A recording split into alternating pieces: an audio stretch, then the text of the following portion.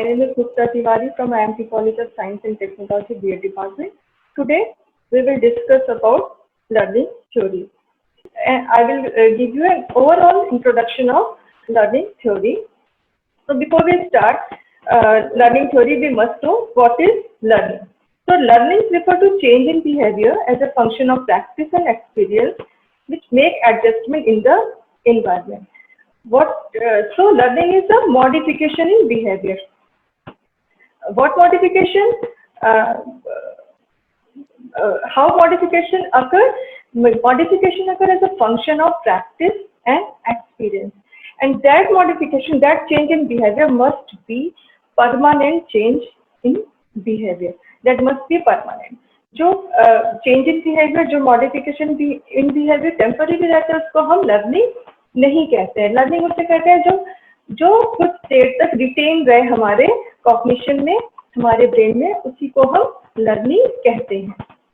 So learning theory describes how learner absorb, process and retain knowledge. So learning theory हमें ये बताती है कि हमारी जो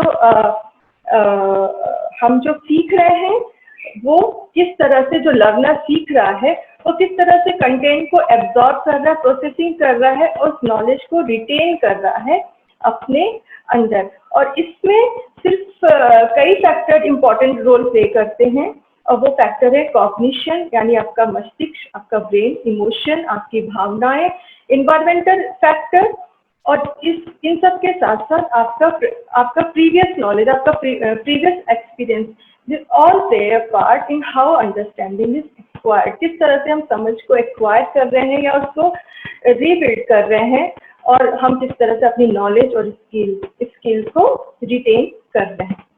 there are mainly 3 approaches of learning theory, और ये 3 अप्रोचेस हैं: बिहेवियरिज्म, कॉग्निटिज्म और कंस्ट्रक्टिविज्म. तो first of all behaviourism. Behaviourism जो कॉन्सेप्ट आया था सबसे पहले वॉटसन ने दिया था, और इनको बिहेवियरल थ्योरी का फादर ऑफ बिहेवियरल थ्योरी भी कहा जाता है. उन्होंने उनका ये कहना था, या बिहेवियरल थ्योरी पर बेस्ड होती है, कि all behaviour are acquired through conditioning.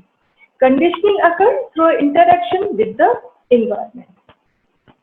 और बिहेवियरिस्ट का ऐसा मानना था कि हम जो भी व्यवहार करते हैं वो इन्वायरमेंट के रिएक्शन, इन्वायरमेंट से जो स्टिमुलस मिलता है उसके रिस्पॉन्ड के थ्रू ही करते हैं, और इसी तरह से हमारा जो व्यवहार है वो हमारा शेप लेता है, यानी हमारा जो व्यवहार है, किसी लर्नर का व्यवहार, वो डिफाइन होता है. बिहेवियरल थ्योरी का जो प्रोपोनेंट है, एक्सपोनेंट है, उनमें सबसे पहला नाम वॉटसन का आता है, जिन्होंने सबसे पहले इस कॉन्सेप्ट को लेकर आए. उसके बाद थॉर्नडाइक, बीएस स्किनर, हल, गुथरी एंड इवान पेवलोव. इनका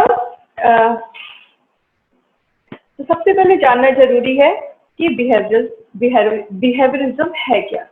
So behaviorism is a theory of learning which state all behaviors are learned through interaction with the environment through a process called conditioning. And now, what is conditioning? Conditioning is a process of training in a person. किस तरह से person की training? इस तरह से कि वो किसी भी स्टिमुलस के प्रति जो रिस्पॉन्ड कर रहा है वो स्पेसिफिक वे में कर सके, पर्टिकुलर वे में कर सके. तो बिहेवियर, इनका कहना था कि जो भी हम व्यवहार करते हैं वो हमारा जो इन्वायरमेंटल स्टिमुलस के रिएक्शन के थ्रू ही हम जो रिस्पॉन्स करते हैं वही हमारे व्यवहार को या हमारे बिहेवियर को बनाता है. इनका कहना था कि हम वही व्यवहार, वही जो रिएक्शन जो ऑब्जर्वेबल हो उसको ही ये काउंट, या उसको ही ये काउंट करते थे, वही बिहेवियर जो ऑब्जर्वेबल हो. क्योंकि इनका मानना था कि साइकोलॉजी साइंटिफिक वे में तभी मानी जा सकती है जब हम उसको साइंटिफिकली हम उसको समझ सकें, और साइंटिफिकली हम तभी समझ सकेंगे जब वो सिस्टमेटिक होगा, ऑब्जर्वेबल होगा. ऑब्जर्वेबल सिस्टमेटिक होगा तभी वो सब्जेक्टिव नहीं बल्कि ऑब्जेक्टिव होगा, वो ज़्यादा एक्यूरेट होगा. जो बेसिक असम्पशन है बिहेवियरिज्म की, उनका ये कहना था all behaviour is learn from environment. जो भी चीज हम सीखते हैं वो इन्वायरमेंट के स्टिमुलस के थ्रू रिएक्शन के फॉर्म में सीखते हैं। इनका ये कहना था कि जो बच्चा जन्म लेता है उसका जो मस्तिष्क होता है, ब्रेन होता है, काइंड ऑफ ब्लैक स्लेट। जिस तरह से ब्लैक स्लेट एकदम फ्लैट होती है, उस पर कुछ भी लिखो वो वो दिखती है, उसी तरह जो बच्चे का ब्रेन होता है वो भी एक टेबुला रासा या ब्लैक स्लेट की तरह होता है, और वो जिस इन्वायरमेंट में रहता है वो उसके बिहेवियर को इन्फ्लुएंस करते हैं। उनका ये कहना था कि वो हेरिडिटी को या इनहेरिटेंट फैक्टर को ज्यादा वैल्यू नहीं देते थे। उनका कहना, वॉटसन का तो ये कहना था कि अगर मुझे 1 दर्जन बच्चे दे दिए जाए कंडीशनिंग करने के लिए, तो आप जो बोलते हो मैं उस बच्चे को बड़े होकर वो बना सकता हूँ, चाहे वो डॉक्टर हो, चाहे वो इंजीनियर, चाहे वो साइंटिस्ट हो, चाहे वो चोर हो, चाहे वो उचक्का हो, चाहे वो डॉन हो। उनका कहना था बच्चे प्लेन स्लेट की तरह होते हैं, आप जैसा उनको सिखाओगे, जैसा उनको इन्वायरमेंट से स्टिमुलस दोगे, वैसा वो रिएक्ट करके उनका बिहेवियर शेप में आ जाएगा और वैसा वो बच्चा बन जाता है। बिहेवियर का मानना था कि all behaviour is a result of stimulus and response. उनका कहना था कि कोई चाहे कितना भी सिंपल से लेके कॉम्प्लेक्स बिहेवियर या व्यवहार क्यों ना हो, वो सब कुछ स्टिमुलस रिस्पॉन्स थ्योरी के अकॉर्डिंगली सिखाया जा सकता है। और ये जो रिस्पॉन्स होता है, जो बिहेवियर होता है, वो ऑब्जर्वेबल होना चाहिए। ये इंटरनल इवेंट जो थिंकिंग होता है, इमोशन को वो बहुत ज्यादा इंपॉर्टेंस नहीं देते थे। उनका बिहेवियरिस्ट का ये मानना था कि सभी बिहेवियर जो अच्छे हैं उनको ट्रेन कर सकते हैं, उसके साथ ही साथ वो बिहेवियर जो एक्सेप्टेबल नहीं है उनको अनलर्न भी किया जा सकता है और रिप्लेस कर दिया जा सकता है एक्सेप्टेबल बिहेवियर के थ्रू। जो एक बहुत इम्पोर्टेंट एक कॉन्सेप्ट है बिहेवियरिज्म के फील्ड में, उनका कहना था वो सभी रिस्पॉन्स जो रिवॉर्डेड होते हैं वो बच्चे के अंदर इम्बाइब कर लिए जाते हैं, और जो रिस्पॉन्स को हम अप्रिशिएट नहीं करते, जो डिजायर रिस्पॉन्स नहीं होते, वो छोड़ देते हैं, वो त्याग देते हैं। उन्होंने 2 टाइप ऑफ कंडीशनिंग की बात की, classical conditioning without reinforcement and operative conditioning with reinforcement. इसी की बेसिस पे उन्होंने 2 थ्योरी, जो लर्निंग थ्योरी बहुत इंपॉर्टेंट थ्योरी है, वो भी कॉन्सेप्ट में है। क्लासिकल कंडीशनिंग थ्योरी, जिसको एसआर थ्योरी भी कहते हैं, उसको इवान पैवलो ने दिया था। इवान पैवलो को क्लासिकल कंडीशनिंग थ्योरी के एक्सपोनेंट है, और इसके लिए उनको नोबेल प्राइज भी मिला था। ये एक रशियन फिजियोलॉजिस्ट थे, और इनका ये कहना था कि जिस तरह से नेचुरल स्टिमुलस पर हम कोई भी रिस्पॉन्स करते हैं, इन जनरल अगर हम नेचुरल स्टिमुलस को किसी भी आर्टिफिशियल स्टिमुलस के साथ कंडीशनिंग कराई जाए, तो कुछ दिनों में जो आपका रिस्पॉन्स है, जो आप नेचुरल स्टिमुलस के साथ देते हो, वो आर्टिफिशियल स्टिमुलस के साथ भी देने लगते हो। यानी नेचुरल स्टिमुलस और आर्टिफिशियल स्टिमुलस के साथ आप जो रिस्पॉन्स करते हो उसकी कंडीशनिंग हो जाती है। या और इसके लिए इनका जो बहुत ही इम्पोर्टेंट जो एक्सपेरिमेंट है, जो वो डॉग पर किया था सलाइवेशन से रिलेटेड, बहुत ही फेमस भी है। और वो जो डॉग के डाइजेशन के लिए उन्होंने ये एक्सपेरिमेंट कर रहे थे, अचानक से उनका जो ऑब्जर्व किया उसके डॉग के बिहेवियर पे, जो सलाइवेशन होता था खाने को लेकर, उसकी बेसिस के आधार पर उन्होंने क्लासिकल कंडीशनिंग थ्योरी की कॉन्सेप्ट लेकर आए। और जो नेक्स्ट जो थ्योरी है बिहेवियरिज्म पे बेस्ड है, बहुत important theory, operant conditioning theory, जिसको ऐसा थ्योरी विद रीइंफोर्समेंट देते हैं, जिसको दिया था बीएफ स्किनर ने।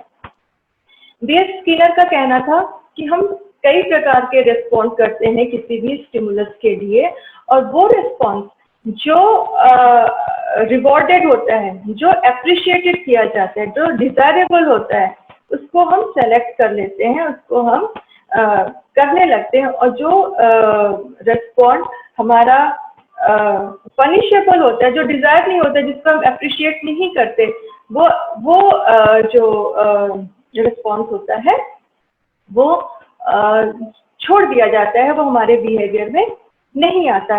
इसके आधार पर उन्होंने reward and punishment, reinforcement and punishment को बहुत ज्यादा इम्फेसिस किया है। जो नेक्स्ट थ्योरी आती है बिहेवियरिज्म पे, जिसको हमें पढ़ना भी है, ट्रायल एंड एरर थ्योरी। इसको थ्योरी ऑफ कनेक्शनिज्म भी कहते हैं। इसको देने वाले जो साइकोलॉजिस्ट थे एडवर्ड थॉर्नडाइक। एडवर्ड थॉर्नडाइक हमारे एक Pioneer of experimental animal psychology भी कहा जाता है, क्योंकि वो पहले ऐसे साइकोलॉजिस्ट थे जिन्होंने एनिमल को कंट्रोल्ड कंडीशन में साइंटिफिकली या कह सकते हैं एनिमल्स को की बिहेवियर को ऑब्जर्व करना स्टार्ट किया था। उनका जो थ्योरी थी ट्रायल एंड एरर, जिसको पेन एंड प्लेजर भी कहा जाता है, भूल और प्रयास और भूल का सिद्धांत, कि हम कई प्रयास करते हैं, कई रेस्पॉन्ड करते हैं किसी भी स्टिमुलस के लिए, उसमें से जो रेस्पॉन्स हमारे स्टिमुलस से कनेक्ट हो जाता है, मीन्स यहाँ पर उन्होंने selection and connection and selection का कॉन्सेप्ट लेकर आए कि जो रेस्पॉन्स कनेक्ट हो जाता है हमारे स्टिमुलस से, वो सेलेक्ट कर लिया जाता है, बाकी सारे रिस्पॉन्स को हम छोड़ देते हैं, और वो सही रिस्पॉन्स से हमारी सीखना होता है, लर्निंग होती है। जो एजुकेशनल इम्प्लीकेशन है बिहेवियरिज्म के, इनका जो जैसा मैंने पहले भी बताया कि हम अच्छे बिहेवियर को बार बार ट्रेन करके, बार बार हम उसको प्रैक्टिस करके अच्छे बिहेवियर से इम्बाइब कर सकते हैं, खराब बिहेवियर को रिप्लेस कर सकते हैं डिजायर्ड बिहेवियर से, कैसे रीइंफोर्समेंट के द्वारा एंड पनिशमेंट के द्वारा। रोटे लर्निंग में बहुत ये हेल्पफुल होता है कॉन्सेप्ट बिल्डिंग में, खासकर प्राइमरी एजुकेशन में जब बच्चा नई चीजें सीख रहा है। लाइक ए से एप्पल भी होता है, ए से एलिगेटर भी होता है, ए से एरोप्लेन भी होता है। ये कॉन्सेप्ट हम उसको पिक्चर के थ्रू या उसको बताकर दिखा सकते हैं। तो एजुकेशनल इम्प्लीकेशन बिहेवियरिज्म का प्राइमरी स्कूल के लिए बहुत ही इंपॉर्टेंट होता है। इनका क्रिटिसिज्म इस बात पर आता है बिहेवियरिज्म का कि ये बहुत वन डायमेंशनल इनका जो अप्रोच था ह्यूमन बिहेवियर को समझने के लिए, लर्निंग को समझने के लिए, वो बहुत ही स्ट्रेट था। सिर्फ स्टिमुलस और रेस्पॉन्स, इस दो चीजों से हम कोई भी लर्निंग नहीं होती है। उनके क्रिटिक का मानना था कि हमारे मूड, हमारे थॉट, हमारी फीलिंग भी ये भी इम्पोर्टेंट रोल प्ले करती है। ये भी इम्पोर्टेंट, जरूरी नहीं है कि हर बार स्टिमुलस से हम वैसा ही रिस्पॉन्स है। हो सकता है हमारा मूड नहीं अच्छा, हम अच्छा फील नहीं कर रहे तो वैसा रिस्पॉन्ड नहीं करते। इसी के जो रिस्पॉन्ड में जो नई थ्योरी आती है कॉग्निटिव का कहना था I think therefore I exist. हम सोचते हैं, सोच सकते हैं, इसीलिए हम एग्जिस्ट कर रहे हैं। उनका ये कहना था कि people are not programmed animal. हम एनिमल की तरह नहीं है जो प्रोग्रामिंग के थ्रू चलते हैं मैकेनिकल वे में। उनका कहना था people are rational beings that require active participation in order to learn and whose action are consequences of thinking. हम जो कुछ भी करते हैं उसके पीछे बहुत मेंटल प्रोसेसिंग होती है, बहुत थिंकिंग, बहुत एक पीछे बहुत सी मेडिएशनल प्रोसेस होता है जिसके कॉन्सिक्वेंस में हम कोई एक्ट करते हैं, कोई एक्शन करते हैं, कोई रेस्पॉन्स करते हैं। वो इतना स्ट्रेट कॉन्सेप्ट नहीं है कि बारिश आई और हम छाता निकाल लाए। देयर इज अ स्टिमुलस, यहाँ पे जो बारिश आना स्टिमुलस है, छाता निकालना रिस्पॉन्स। इतना स्ट्रेट लर्निंग नहीं होती है। जो कॉग्निटिविज्म थ्योरी आई वो गेस्टाल्ट साइकोलॉजी से आई। गेस्टाल्ट साइकोलॉजी जो डेवलप हुई थी वो 1900 के करीब जर्मनी में ये कॉन्सेप्ट लेकर कोहलर आए थे और 1920 के करीब ये अमेरिका में पहुंचा था। तो गेस्टाल्ट वर्ड बेसिकली इसकी इंग्लिश मीनिंग है एज ए होल। यहाँ पर इनका कहना था कि कोई भी चीज को सेक्शन वाइज नहीं देखा जा सकता। हम किसी भी चीज को एज ए होल देखते हैं, तभी हम उसके रियल कॉन्सेप्ट को समझते हैं। मैक्स वर्दीमैन को फादर ऑफ गेस्टाल्ट थ्योरी का फादर माना जाता है। उनका गेस्टाल्ट थ्योरी के आधार पर साइकोलॉजिस्ट का कहना था कि instead of obtaining knowledge from what is in front of us, we often learn by making sense of relationship between what is new and old. उनका कहना था कि हमारे प्रीवियस नॉलेज क्या है, हमारी पहले से समझ क्या है और हमारे सामने क्या आ रहा है।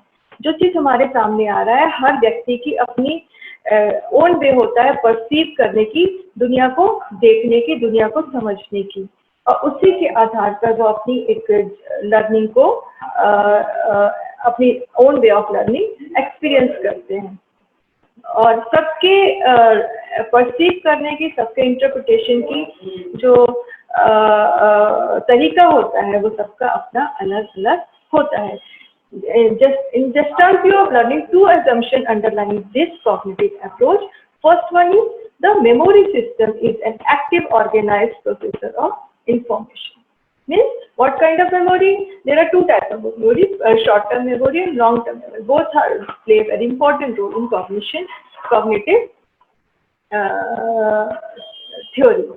Second one is our prior knowledge plays an important role in learning. हमारी जो भी previous knowledge है और हमारी जो memory है, ये दोनों मिलकर ही हमें किसी भी टॉपिक पे हमारी जो लर्निंग है उसको बताती है। कॉग्निटिव थ्योरी का कॉग्निटिज्म के फॉलोवर्स का ये मानना था कि देयर आर प्रोसेस, जब भी स्टिमुलस और रेस्पॉन्स होता है तो एक between stimulus and before response बहुत सी इंटरनल मेंटल प्रोसेसिंग होती है। उनका ये कहना था कि बच्चों का जो ब्रेन है, जो मस्तिष्क है, is not kind of black box जिसको आप कुछ भी लिख सको। हर व्यक्ति का जो ब्रेन होता है वो अलग तरह का होता है, and that should be open and understood. उसके अंदर की क्रियाओं को, मेंटल प्रोसेसिंग को समझना जरूरी होता है अगर हम किसी बच्चे के बिहेवियर को समझना चाहते हैं। और ये जो मेंटल प्रोसेसिंग होती है किसी भी बच्चे की, इसमें कई चीज आती है, कई प्रक्रियाएं आती है जिसको हम कह सकते हैं, जैसे कि आपकी memory, remembering, forgetting, comprehension, reasoning and thinking, ये सब वो मेंटल प्रोसेसिंग है जो आपके स्टिमुलस के बाद में और रिस्पॉन्ड करने के पहले आती है। ये सब मानसिक प्रक्रियाएं होती हैं, उसकी बेसिस पर ही हम कोई एक्ट करते हैं। तो अगर किसी के बिहेवियर को समझना है तो उसके अंदर की मेंटल प्रोसेसिंग को समझना बहुत जरूरी है। उनका कहना था कि जो इंफॉर्मेशन प्रोसेसिंग होती है ह्यूमन में, वो अगर हम देखें तो वो कंप्यूटर से रिजेंबल कर सकते हैं। जिस तरह कंप्यूटर में input, storage, processing and output होता है, उसी तरह ह्यूमन मस्तिष्क में, ह्यूमन ब्रेन में भी होता है। और ये किस तरह होता है? जो स्टिमुलस हम देखते हैं सेंसेशन के थ्रू, अपने सेंस ऑर्गन के थ्रू, वो हमारे ये इनपुट का काम करते हैं। और वो इनपुट हम किसको देते हैं? स्टोरेज प्रोसेसिंग में। जो स्टोरेज प्रोसेसिंग कैसे होती है? जो भी स्टिमुलस की एनालिसिस हम करते हैं इंटरनली, वो हम कोडिंग, डिकोडिंग, मैनिपुलेशन, वो सब स्टोरेज प्रोसेसिंग के फील्ड में आता है। और उसकी बेसिस के आधार पर आउटपुट प्रोसेसिंग होती है, that is responsible for preparing an appropriate response to stimulus. जो आउटपुट प्रोसेसिंग जिसको हम देख सकते हैं, जो कैसे देख सकते हैं? बिहेवियर के थ्रू। और ये बिहेवियर कैसे होता है? जो मैनिपुलेशन होता है स्टोरेज का, मेंटल प्रोसेसिंग होती है ब्रेन के अंदर, उसके थ्रू ये होता है। तो बिहेवियर मॉडल अगर हम देखें तो उसमें देखते हैं stimulus, black box that can not be study. तो यहाँ पर आपका आउटपुट और बिहेवियर है। जबकि कॉग्निटिव मॉडल में जो वेरिएशनल प्रोसेस है, जिसको मेंटल इवेंट, जिसमें आपके सारी मानसिक क्रियाएं जो आप सोचते हो, रीजनिंग करते हो, लॉजिकल रीजनिंग करते हो, थिंकिंग, फॉरगेटिंग, मेमोराइजिंग, ये सब आता है। उसके आधार पे आउटपुट दैट इज आपका बिहेवियर डिफाइन होता है। जो थ्योरी कॉग्निटिविज्म पे बेस्ड है, उसमें पहली थ्योरी आती है इनसाइट थ्योरी ऑफ लर्निंग, जिसको कोहलर एंड कोफ्का ने दिया था। और दूसरी थ्योरी है फील्ड थ्योरी ऑफ लर्निंग, जिसको कोटलेवी ने दिया था। Insight theory of learning, Kohler का कहना था कि हम किसी भी चीजों को स्टेप वाइज नहीं समझते, हम किसी भी प्रॉब्लम को एज ए होल देखते हैं। और जब हमारे सामने, किसी भी लर्नर के सामने कोई प्रॉब्लम रखी जाती है, तो वो उसके सारे एस्पेक्ट को देखता है, केवल स्टिमुलस को नहीं, एक स्टिमुलस से एक रिस्पॉन्स नहीं करता, बल्कि एज ए होल उससे एसोसिएटेड सारे एस्पेक्ट को परसीव करता है ऑब्जर्वेशन के थ्रू। उसके बाद इंटरनल प्रोसेसिंग करता है, उसके सोल्यूशन को खोजने का हर संभव प्रयास करता है। और उसी को सोल्यूशन को खोजते खोजते सडनली उसको अचानक से उसको एक सूझ उत्पन्न होती है, एक इंसाइट उत्पन्न होती है, जिसको उन्होंने आहा एक्सपीरियंस की संज्ञा दी है। ये आहा एक्सपीरियंस तभी होता है जब हमको उस प्रॉब्लम का सोल्यूशन मिल जाता है। मीन्स यहाँ पर जो लर्नर है वो सारे कॉन्सेप्ट को विजुअलाइज ऑब्जर्व कर रहा है और सबको परसीव करके ऑर्गेनाइज कर रहा है, और अपने प्रीवियस नॉलेज और उसको जो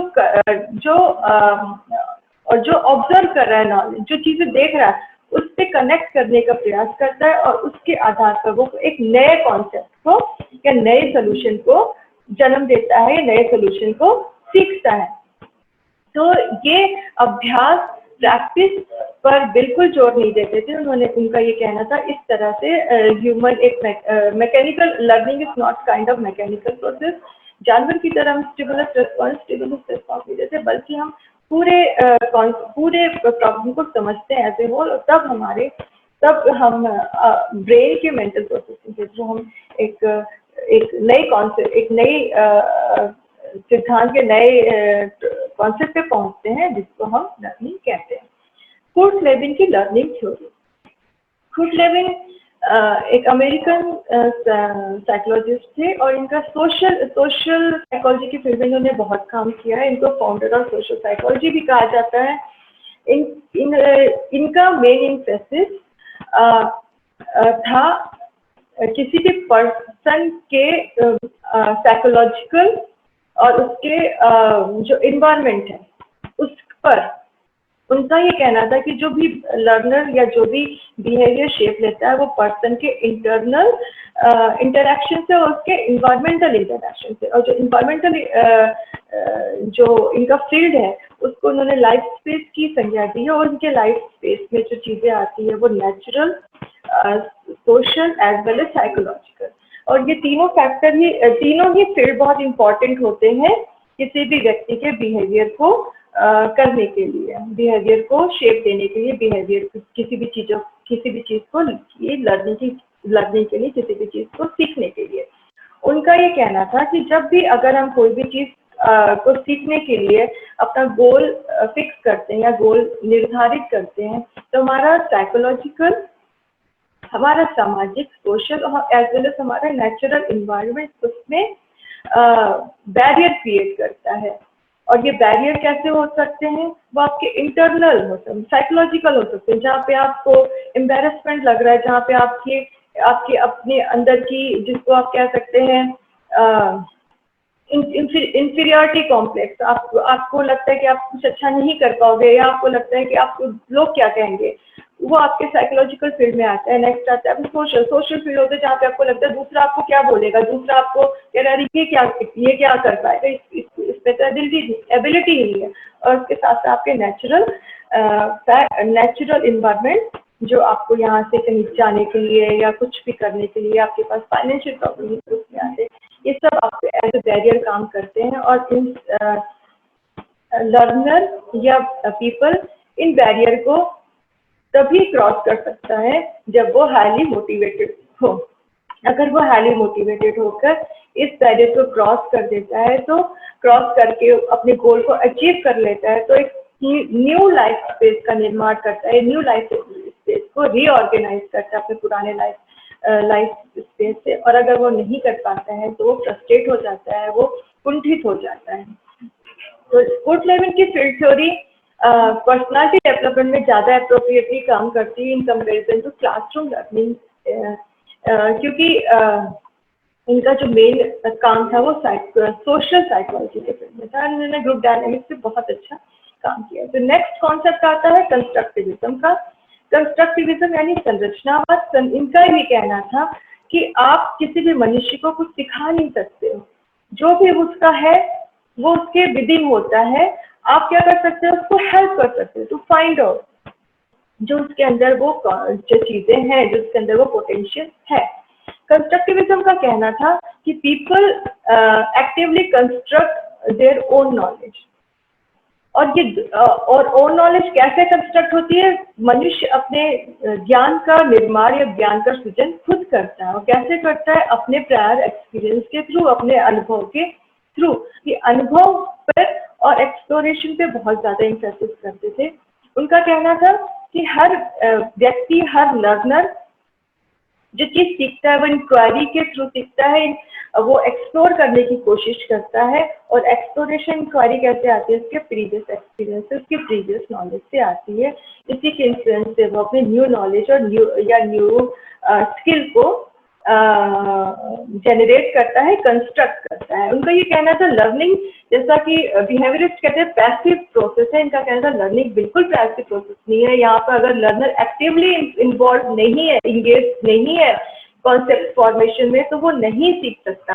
उनका कहना था कि लर्नर एम्प्टी वेसल नहीं है जिसको नॉलेज के थ्रू आप फिल कर सको, बल्कि जब तक वो खुद उसको खोजने की कोशिश नहीं करेगा, उससे जुड़ने की कोशिश नहीं करेगा, वो ज्ञान की प्राप्ति नहीं कर सकता। क्योंकि ज्ञान की प्राप्त करना और इन्फॉर्मेशन तो अलग अलग चीज है। इन्फॉर्मेशन आप पैसिवली रिसीव कर सकते हो, लेकिन अंडरस्टैंडिंग को आप पैसिवली रिसीव नहीं कर सकते।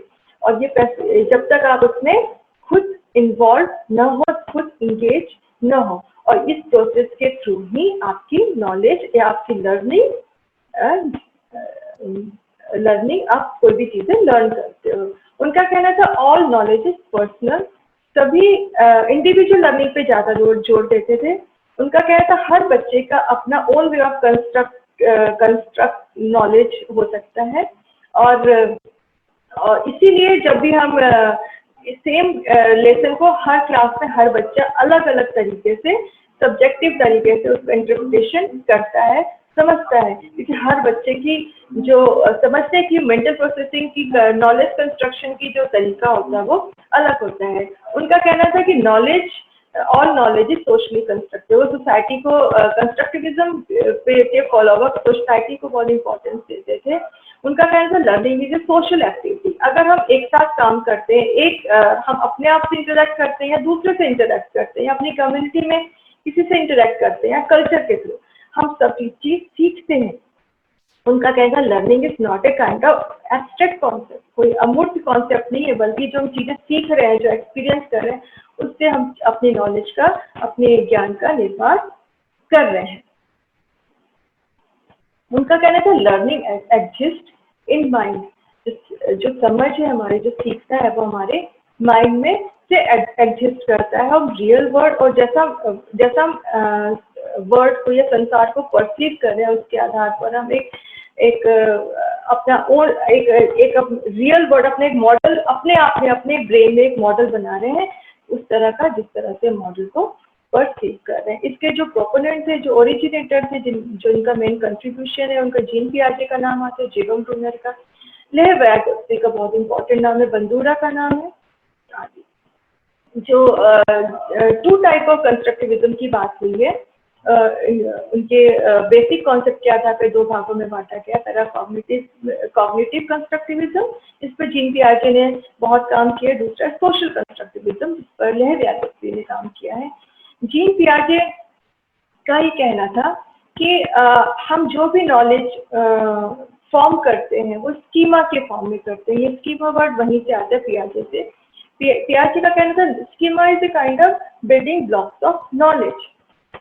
और ये जो भी हम चीज और ये स्कीमा कैसे होता है, कोई भी चीज हम नई चीज देखते हैं उसको एसिमिलेट करते हैं, और एसिमिलेट करने से अगर उससे सिमिलर कोई भी चीज और आ जाती है तो वो इक्विलिब्रेशन जो हमारा है, वो साम्यावस्था है, वो इम्बैलेंस हो जाती है, वो कंफ्यूजन क्रिएट हो जाता है। तो फिर जब नई चीज को हम एकोमोडेट करते हैं, जिसमें एसिमिलेशन है, और ये एसिमिलेशन एकोमोडेशन एक बहुत ही ट्रांजिशन स्टेज है, वो एक बहुत स्मूथली एक से दूसरे में कन्वर्ट होती है, जिसकी बेसिस पे जो इम्बैलेंस क्रिएट हो चुका था वो अब इक्विलिब्रेशन में आ जाता है, जिसको उन्होंने लर्निंग की संज्ञा दी। उन्होंने पूरी लर्निंग स्टेज को, जिसको 4 पार्ट में डिवाइड किया है, जो एज पर बेस्ड है। पहला sensory motor, pre occupational, concrete operational and formal operation, ये चारों एज डिफाइंड स्टेजेस हैं।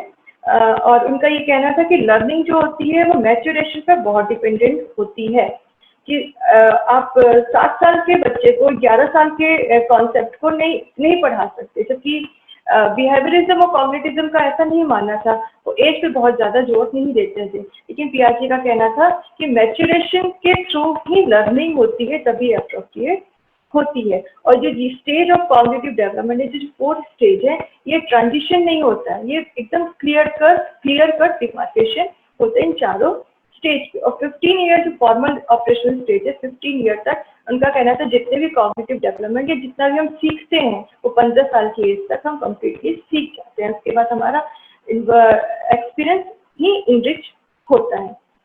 नेक्स्ट आता है सोशल कंस्ट्रक्टिविज्म, जिसको लेवी-गोत्स्की ने दिया था।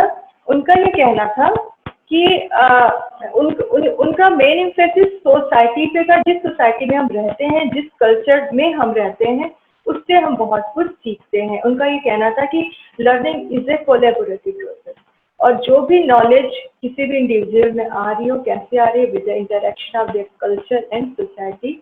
और आपका कल्चर, आपका सोसाइटी, आपकी कम्युनिटी, आपके स्कूल, आपका फैमिली, इन सब से हम बहुत सी चीजें सीखते हैं। उन्होंने जोन ऑफ प्रॉक्सिमल डेवलपमेंट की बात की कि हर व्यक्ति का, हर बच्चे का एक जोन ऑफ प्रॉक्सिमल डेवलपमेंट होता है, जो उसका मैक्सिमम एरिया होता है जहाँ तक वो चीजें सीख सकता है।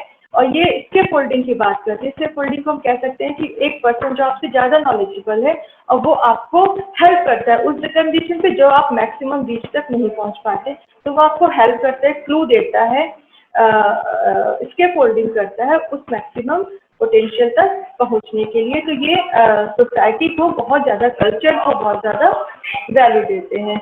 इसीलिए जो कंस्ट्रक्टिविज्म थ्योरी को फॉलो करते हैं, उनका ये कहना था कि रोल ऑफ टीचर क्या हो सकता है।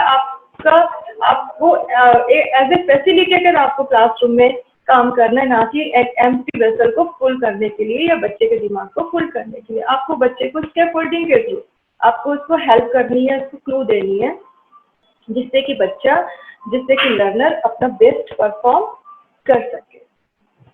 तो अब अगर हम तीनों थ्योरी के बीच कंपैरिजन की बात करें, तो जो नॉलेज बिहेवियरिस्ट जो बोलते हैं, उनका कहना है कि पैसिव, यहाँ पे जो लर्नर होता है वो पैसिव होता है, स्टिमुलस रेस्पॉन्स के थ्रू हम सीखते हैं कोई भी चीज। कॉग्निटिज्म का कहना था कि नहीं, ये इतना सिंपल प्रोसेस नहीं है, मेंटल प्रोसेसिंग होती है, जिसको हम एब्स्ट्रैक्ट सिंबल के फॉर्म में ब्रेन में ले जाते हैं, वहाँ पे बहुत सी क्रियाएं होती हैं, उसके आधार पर सीखते हैं। कि कंस्ट्रक्टिविज्म का कहना था कि ऐसा नहीं, हम अपने ज्ञान का निर्माण, अपने नॉलेज को कंस्ट्रक्ट खुद करते हैं। अगर हम देखें तो यहाँ पर जो बिहेवियरिस्ट है, यहाँ पे जो सेंट्रल रोल प्ले कर रहा है वो टीचर है। टीचर मेन रोल प्ले कर रहा है, बच्चा मैकेनिकली काम कर रहा है। जबकि कॉग्निटिज्म और कंस्ट्रक्टिविज्म में ऐसा नहीं। कंस्ट्रक्टिविज्म में लर्नर का सेंट्रल रोल है। जो की लर्निंग कॉन्सेप्ट है बिहेवियरिज्म में, तो रीइंफोर्समेंट एंड प्रोग्राम लर्निंग है, जहाँ पे आप रिवॉर्ड को, प्रेज को और पनिशमेंट को इम्पोर्टेंस दे रहे हो। जबकि कॉग्निटिज्म में इलेबोरेशन और कंस्ट्रक्टिविज्म में इंट्रिंसिक मोटिवेशन। आप नॉलेज को इंक्वायरी या एक्सप्लोर तभी करोगे जब आप हाईली मोटिवेटेड हो सकते हो। फोकस ऑफ लर्निंग जो है बिहेवियरिस्टिक है, वो एसोसिएशन है, ऑपरेंट बिहेवियर है, कंडीशनिंग है। जबकि कॉग्निटिविस्ट फॉलोवर ये मानना चाहते हैं कि जो आपका मेमोराइजेशन है, जो आपकी रीजनिंग है, वो इम्पोर्टेंट फैक्टर प्ले करती है। कंस्ट्रक्टिविज्म में प्रॉब्लम सॉल्विंग और construction of meaning important role play करता है। तो ये था ओवरऑल आपका कॉन्सेप्ट बिल्डिंग लर्निंग थ्योरी के लिए। Thank you.